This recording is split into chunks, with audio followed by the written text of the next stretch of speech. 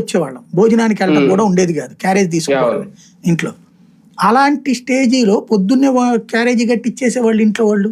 8 గంటలకు ఏం చేస్తే 8ంటికి పోయి అది అట్లాగా బై సైకిల్ వేసుకుని వెళ్ళటమా లేకపోతే నడుచుకుంటూ పోవడమా, ఎందుకంటే 60 పైసలు ఛార్జీ అక్కడ దాకా, ఎందుకన్నాడు నడుచుకుంటూ పోవడం అట్లా పోవడం, ఎందుకంటే నీకు వచ్చే దాంట్లో మళ్ళీ ఎట్టగరా అనేటటువంటిది పరిస్థితి.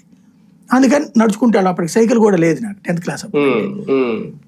అలా వెళ్ళి గట్టి వెనక నుంచి మన బ్రాహ్మణ వీధి దాటిన తర్వాత సామరంగం చౌక్ దాకా వెళ్ళి నడుచుకుంటూ వెళ్ళి అక్కడ పని చేసుకుని మళ్ళీ రాత్రి నడుచుకుంటూ పోవడమే, లేదా ఓ 40 పైసలు పెట్టుకుని దగ్గర దాచిపెట్టుకుంటే ఏమైనా చేయటం అంతే. ఎందుకు రాను పోను కలిపితే రూపాయి అంటే నెలకు వచ్చాడు 30 రూపాయలు పడుతుంది, అదే ₹1.50 పడితే కనుక ఛార్జీలు.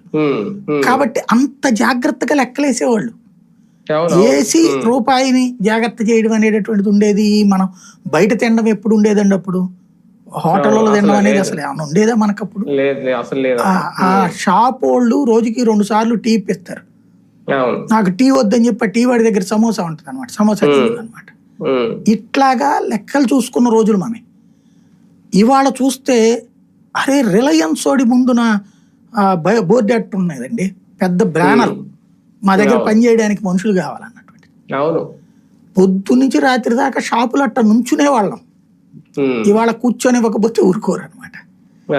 మన దగ్గర ఉపాధి అవకాశాలు ఎక్కువ అయిపోయినాయి, బేసిక్ గా చేయడానికి మనుషులు దొరకట్లా.